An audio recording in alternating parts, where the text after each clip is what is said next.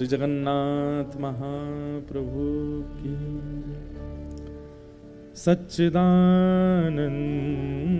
रूपाय विश्वोत्पत्त्यादि Hathaway तापत्रय विनाशाय श्री कृष्णाय वयं नमः।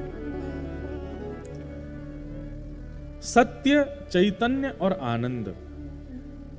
अब देखो, हमें हर बार इस श्लोक का एक नवीन अर्थ व्यास मंच पर बैठते ही भाव आने लगता है।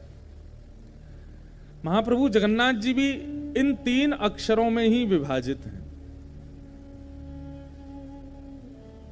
श्री बलभद्र जी सत्य स्वरूप हैं। बहुत ध्यानपूर्वक सुनिएगा। आप सबको आवाज आ रही है हमारी? एक एक शब्द ध्यान से सुनिएगा। सत्य, चैतन्य और आनंद, ये 3 रूप भागवत जी के महात्म्य में ठाकुर जी के बताए जाते हैं। सच्चिदानंद रूपाय। श्री बलभद्र जी कौन है? सत्य स्वरूप। या तो जो स्वयं सत्य है उसको सत्य कहें, या जो सत्य बताता है उसको सत्य कहें। बलभद्र जी सत्य स्वरूप क्यों हैं? क्योंकि जगन्नाथ जी के इस त्रयी स्वरूप में श्री बलभद्र जी ऐसे हैं जो आचार्य रूप धारण करके आते हैं पृथ्वी पर। बहुत ध्यान से सुनिएगा। बलराम जी आचार्य स्वरूप धारण करके आते हैं पृथ्वी पर कलिकाल में। किनका स्वरूप धारण किया आपने? श्रीमद रामानुजाचार्य जी महाराज। रामानुजाचार्य जी जो हैं वो शेषावतार हैं और शेष ही बलभद्र जी बनकर के आए हैं। तो आचार्य बनकर के आए हैं, इसका मतलब आचार्य क्या करता है? सत्य की राह दिखाई, सत्य की राह दिखाते हैं।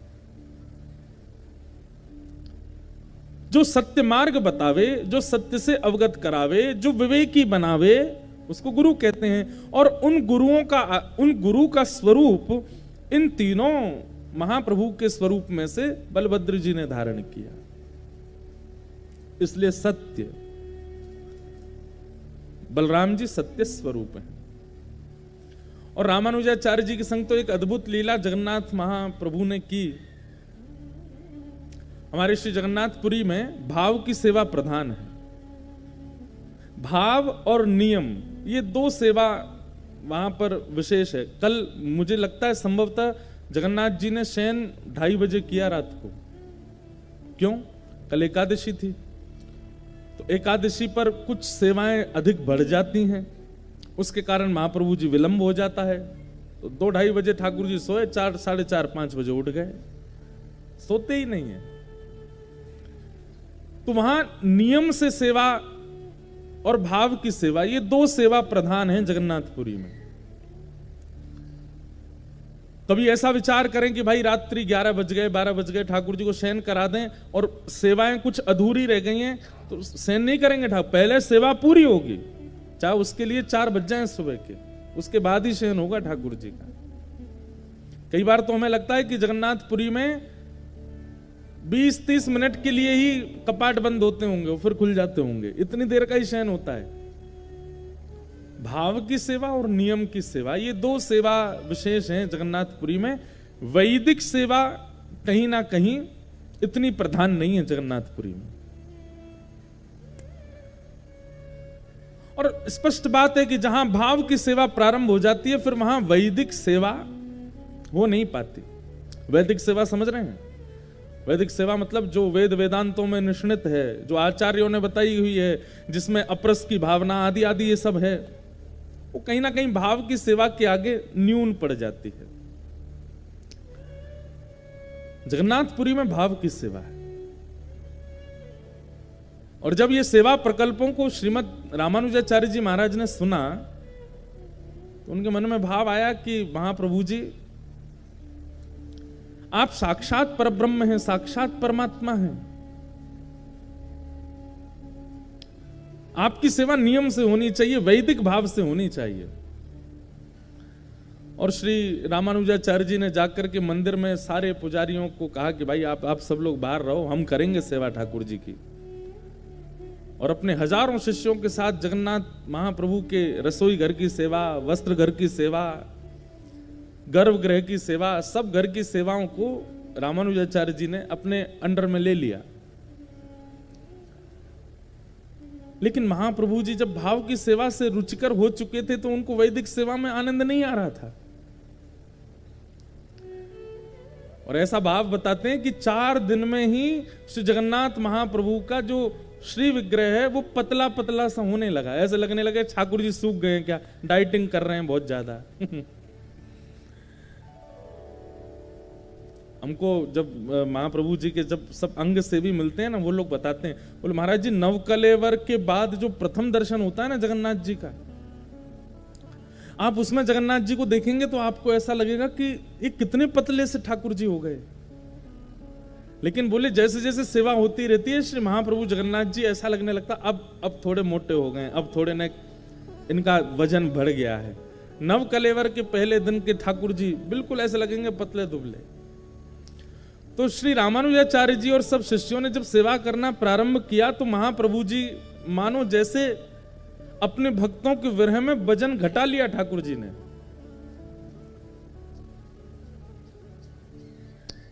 रामानुजाचार्य जी को अनुभव हो गया कि ठाकुर जी प्रसन्न नहीं है।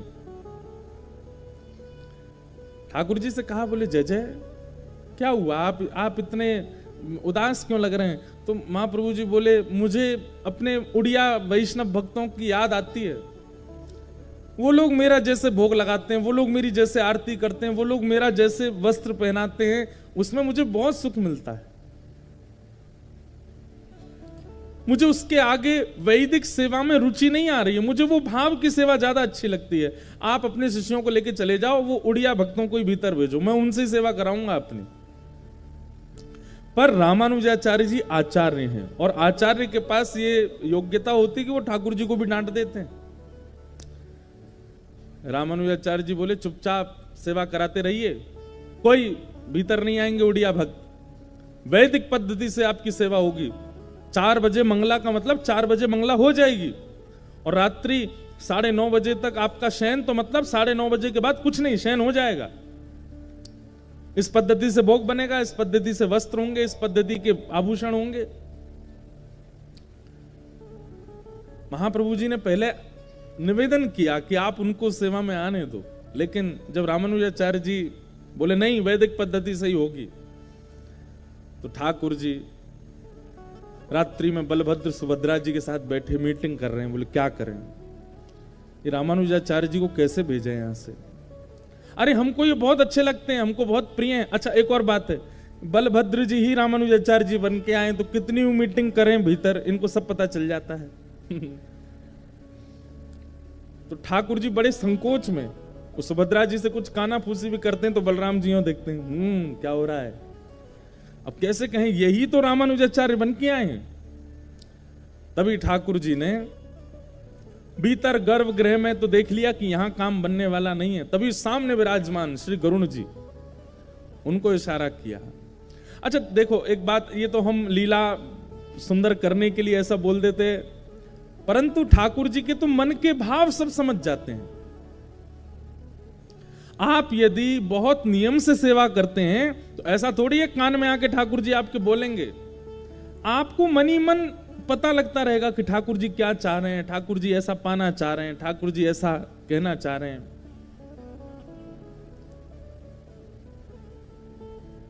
कल हम जब महाप्रभु जगन्नाथ जी का दर्शन करने गए तो मैंने तो कई बार कथाओं में कहा है कि हम तो ठाकुर जी से कुछ ना कुछ पूछते रहते हैं। इधर देखो ठाकुर जी आ गए कथा में। जब कथा में लाइट जाए तो समझो ठाकुर जी आ गए।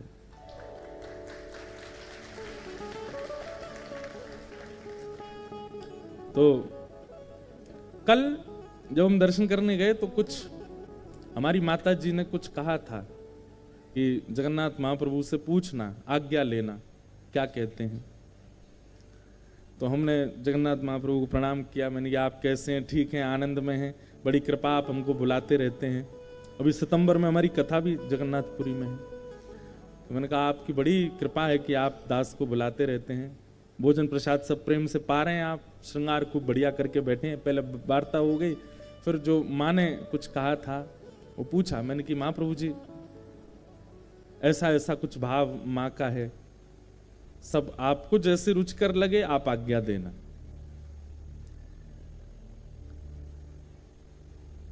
अब मैं बैठा था, कोई आज्ञा तो कुछ दी नहीं उन्होंने, ऐसा कुछ मन में आया नहीं कि ये कह रहे हो कि हाँ ठीक है।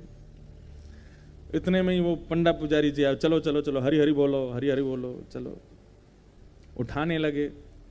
मैंने कहा आपने कुछ संकेत तो दिया नहीं, हम कुछ पूछ रहे थे, उसका एक संकेत, शुभ संकेत तो दे दो। तो मैंने मन में विचार किया कि ये पुजारियों के हाथ में जो डंडी लगी रहती हैं, 2 डंडियां लगी रहती हैं, उसको ऐसे मारते हैं सिर पे। मैंने कहा अगर ये डंडी पड़ी तो समझ जाऊंगा ठाकुर जी मना कर रहे हैं, और अगर कोई ठाकुर जी की प्रसादी माला आ गई तो समझ जाऊंगा हाँ कह रहे हैं। अब बड़ी दुविधा में पड़ जाते हैं कई बार तो, क्योंकि ठाकुर जी बड़े खेलते हैं, ना तो डंडी पड़वाते हैं ना माला ही देते हैं। ले अब तू देख क्या करेगा।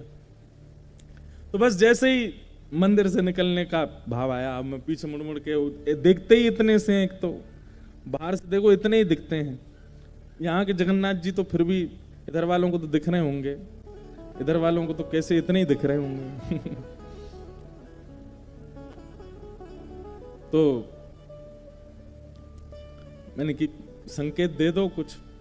इतने में ही बस कहा ही था, एक पुजारी जी भीतर थे, वो पहचान गए, दौड़ गए, रुको रुको रुको रुको व्यास जी रुको रुको रुको, झोली करो। तो मैं वस्त्र आगे किया, उसमें तुलसी जी पधरा दी और फिर ठाकुर जी के श्री अंग का कमल पधरा दी। लो ऐसे हमारे ठाकुर जी हैं श्री जगन्नाथ जी। तो ठाकुर जी ऐसा नहीं कि कान में आके कुछ कहते होंगे या आपको बैठा के बोलते होंगे। जब आप सेवा में निमग्न हो जाते हैं तो आपको अनुभव ही हो जाता है कि ठाकुर जी क्या संकेत कर रहे हैं, और या फिर इस प्रकार से कुछ ना कुछ संकेत इधर उधर के कर देते हैं। तो ठाकुर जी ने कहा भाई गर्भगृह में तो बलराम जी बैठे हैं, यहां तो मीटिंग करना सब फेल है, लेकिन ये रामानुजाचार्य जी और इनके भक्त यहां से कैसे जाएं? वो बेचारे उड़िया भक्त हमारे बाहर खड़े हैं, वो भीतर कैसे आएंगे? हमको उनकी याद आ रही है। तो जैसे ही प्रातःकाल ब्रह्म मुहूर्त में सबसे पहला महाप्रभु जी का दर्शन करते हैं श्री गरुण जी महाराज, गरुण स्तंभ सामने। गरुण जी बोले जय जय आज्ञा करो।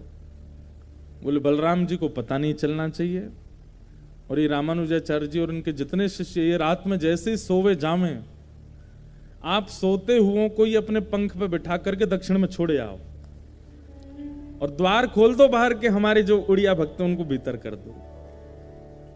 अर्धरात्रि का समय, और यहां सब प्रसाद पाकर के शयन के लिए गए थे, और इतने में गरुण जी सब भक्तों को अपनी कमर पर बिठाए, किसी को भी पता नहीं चला। भाई योग निद्रा तो ठाकुर जी करना बहुत अच्छे से जानते हैं। जब कंस के कारागृह में प्रकट हुए तो कंस और सारे दरबान कितनी गहरी नींद में सोए। हमारे यहाँ वैदिक रूप से कहा भी जाता है ना, या देवी सर्वभूतेषु निद्रा रूपेण संस्थिता। ये निद्रा भी, अगर आपको रात्रि सोए और सीधे सुबह उठे, बीच में एक बार भी आंख नहीं खुलती है, तो उस समय यही सोचना चाहिए कि ये देवी साक्षात निद्रा देवी आई थी आज, इसीलिए अखंड निद्रा आई है। बीच में कईयों को खंडित निद्रा आती है, बीच बीच में उठ जाते हैं, आंख खुल जाती है या कुछ, लेकिन कई लोगों को अखंड निद्रा आती है। अखंड निद्रा का मतलब ऐसा नहीं कि कुछ चोर चोरी कर ले गए तुम उठ ही नहीं पाए। अखंड निद्रा का मतलब ऐसा होता है कि आप डिस्टर्ब नहीं होते, बस एक बार आंख लगी सीधे सुबह उठते हैं। ये भी ठाकुर जी की कृपा से होता है, वो देवी का स्वरूप माना जाता है उस निद्रा को। योग निद्रा में सोए थे सारे रामानुजाचार्य जी के भक्त और रामानुजाचार्य जी, और श्री गरुण जी महाराज ने अपने पीठ पर बिठाया और लेकर के सीधे त्रिचिरापल्ली, तिरुचि के पास में श्रीरंगम, वहां ले जाकर के सुला दिया। जैसे ही मंगला का समय हुआ, महाप्रभु जी श्री रामानुजाचार्य जी और सब भक्त उठे तो देख करके घबरा गए, बोले खंबे बदल गए, छत बदल गई, कमरे बदल गए, ये हुआ क्या? इधर उधर दौड़े, बोले कहां आ गए हम लोग। जैसे ही भवनों से बाहर निकल के देखा तो श्री रंगनाथ भगवान का गौपुरम दिखाई दिया। तब अरे ये तो हम दक्षिण में आ गए। तब श्री रामानुजाचार्य जी मंद मंद मुस्काने लगे, बोले जय हो महाप्रभु जी। खुद ही वेदों का निर्माण करवाया है, खुद ही वैदिक नियम बनाए हैं, खुद ही पालन नहीं कर रहे हैं। क्यों? क्योंकि भाव की सेवा ठाकुर जी को बहुत प्रिय लगती है। भाई देखो, एकमात्र संसार में एक रस्सी है ऐसी जिसका नाम है प्रेम, प्रेम पाश, जिसमें परमात्मा से लेकर के जीवात्मा सब बंध सकते हैं। और प्रेम की इस पाश में इतनी सामर्थ्य सबको बांध सकता है। ठाकुर जी बंध गए और उस प्रेम की पाश में बंधे ठाकुर जी का प्रत्यक्ष दर्शन होता है जगन्नाथपुरी में। वहां के जो अर्चक हैं, कई बार वो आपको हो सकता है कि कई बार हो सकता है कि आपको कुछ ऐसा कह दें या कुछ करें, पर फिर भी ठाकुर जी को वो वैसे ही प्रिय हैं, इसलिए उनको वैसे ही स्वीकार करो।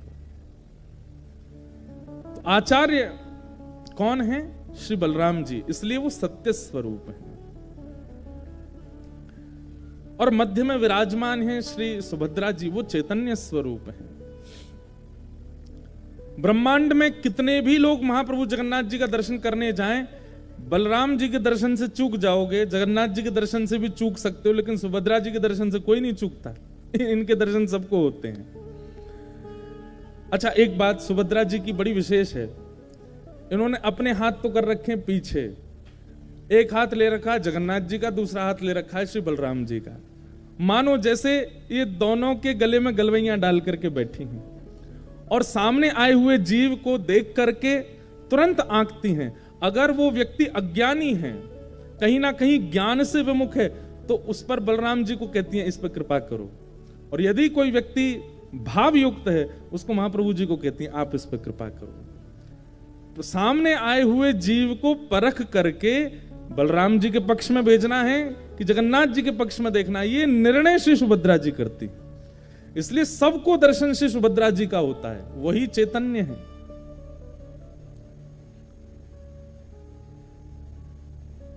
और वाम पाश में विराजमान जो श्री महाप्रभु जगन्नाथ हैं, ये कौन है? ये आनंद स्वरूप है, सत्य, चैतन्य और आनंद, सच्चिदानंद रूपाय, वो आनंद स्वरूप है। बलराम जी को देख करके हो सकता है आपके मन से श्लोक भी आ जाएं, आपके मंत्र से कोई जय हो बलराम जी महाराज की जय हो, सुभद्रा जी को देख करके जय सुभद्रा मैया की जय हो, जगन्नाथ जी को देख करके तो भूल जाते हैं। इनको देख करके तो बस मुख प्रसन्न हो जाता है, नेत्र सजल हो जाते हैं, रोंगटे खड़े हो जाते हैं, और बस लगता है कोई धक्का ना दे, कोई आगे ना बढ़ा, बस इनको देखते रहें। क्यों? क्योंकि आनंद घन है, साक्षात आनंद स्वरूप है। ऐसे सच्चिदानंद रूप श्री जगन्नाथ महाप्रभु को हम बारंबार प्रणाम करते हैं। आगे लाइट सच्चिदानंद रूपाय विश्वोत्पत्त्यादि है तवे, जो विश्व की उत्पत्ति, पालन और संहार करते हैं।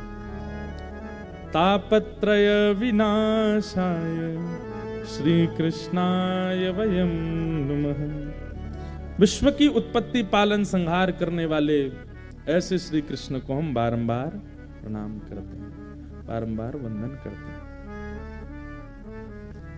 इतने भाव हैं श्री जगन्नाथ जी के लिए, रह रह करके याद आते हैं।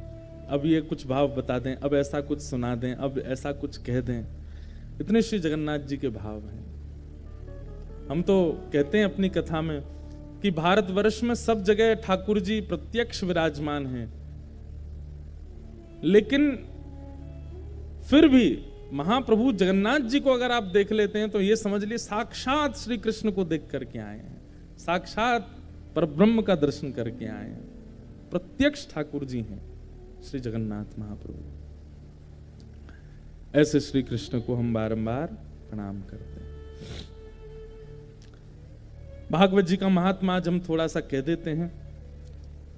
नारद जी महाराज पृथ्वी पर भ्रमण कर रहे थे, और भ्रमण करते हुए जैसे वृंदावन पहुंचे तो श्री वृंदावन में जाकर के देखा एक युवती है परम सुंदरी, उसकी गोद में 2 वृद्ध हैं। वो युवती साक्षात भक्ति है और उसकी गोद में जो 2 वृद्ध हैं वो उसके पुत्र हैं। एक बात याद रखिएगा,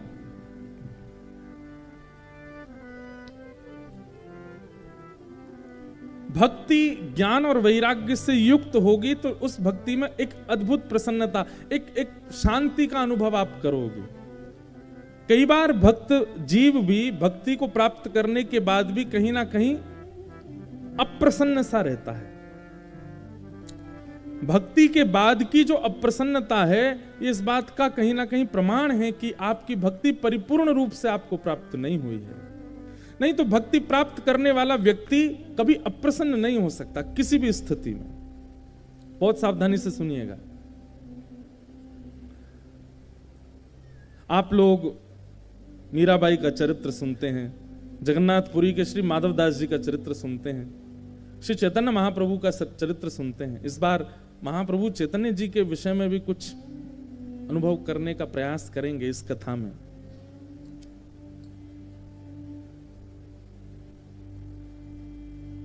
सब भक्तों ने अपने जीवन में एक विपरीत अवस्था बहु संख्या में अनुभव की, लेकिन उस विपरीत अवस्था में भी बेचैन नहीं हो रहे हैं। इसका मतलब क्या है कि भक्ति विपरीतता को हावी नहीं होने देती। लेकिन अगर किसी पर हो रही है, भक्ति करता है फिर भी विपरीत अवस्था उसको बेचैन कर रही है, इसका मतलब है कि भक्ति परिपूर्ण रूप से आई नहीं है जीवन में।